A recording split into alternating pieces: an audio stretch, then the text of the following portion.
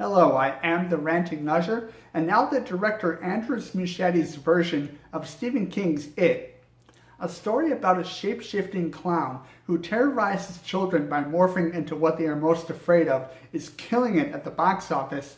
I'm going to make some crucial comparisons between the 1990 and 2017 adaptations. Some people may not have seen the new remake, so I'm going to avoid spoilers as much as possible. Let me float you to your seat. In 1990, Georgie's boat gets caught in a current along the side of the road, causing it to drop straight into the sewers. During the remake, Georgie smacks his head, slowing him down as his boat drifts off course. So this is certainly a more creative approach, as it delivers an additional sense of foreshadowing. When Tim Curry's Pennywise appears for the first time in the 1990 miniseries, we see him in full view. His face is unhidden by the shadows lurking in the sewer. When Bill Skarsgård's Pennywise appears for the first time in the remake, his face is covered in shadow. While Skarsgård appears more mysterious and more menacing, I have to hand it to Curry for putting more creative effort into his performance. His raspy voice and versatile expressions really help carry the scene.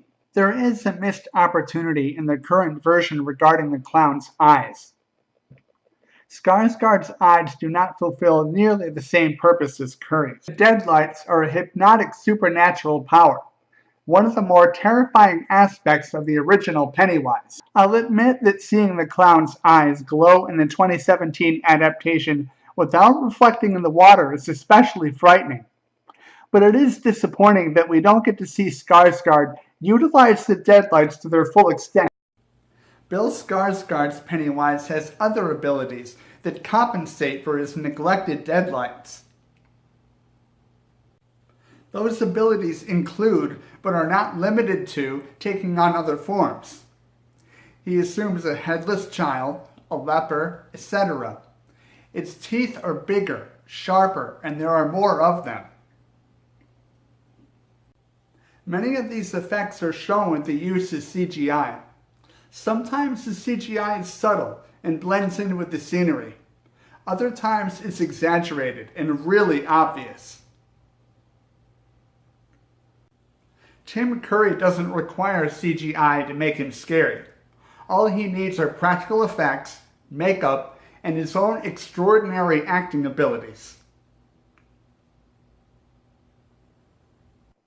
As for the Losers Club, the kids in both the miniseries and the theatrical version give fantastic performances. I'll admit I was a little worried about Finn Wolfhard playing Richie Tozier.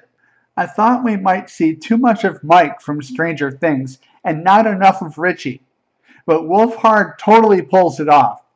He is even more hilarious than Seth Green in the original. That's saying a lot.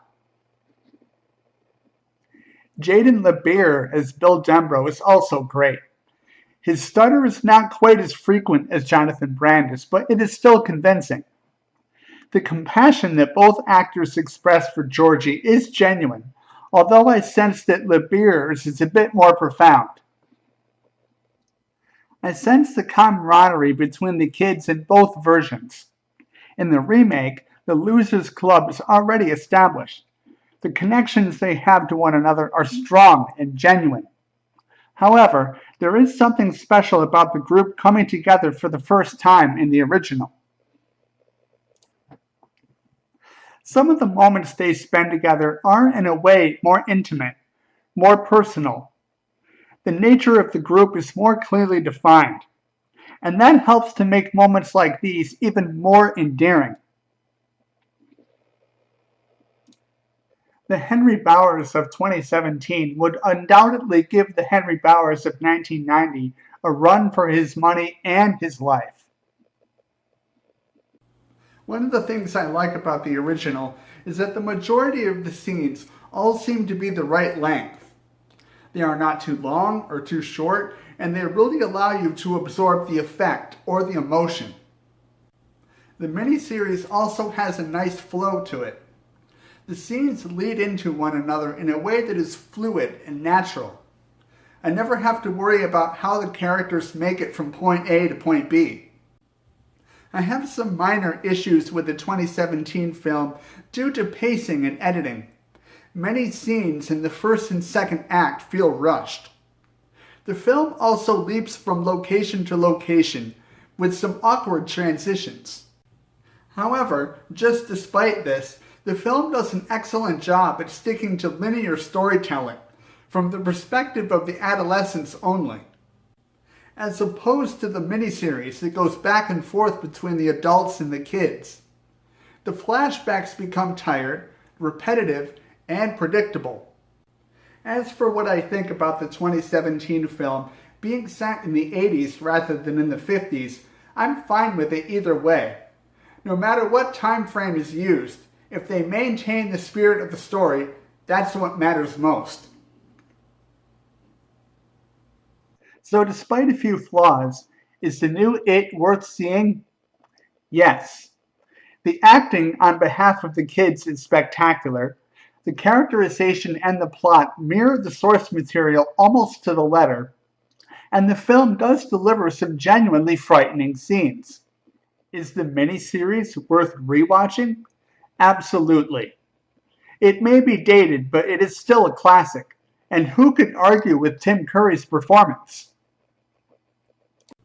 I like both versions so much that on a scale of 1 to 5, 1 being a train wreck and 5 a masterpiece, I give both It 1990 and It 2017 a 4.5 rating.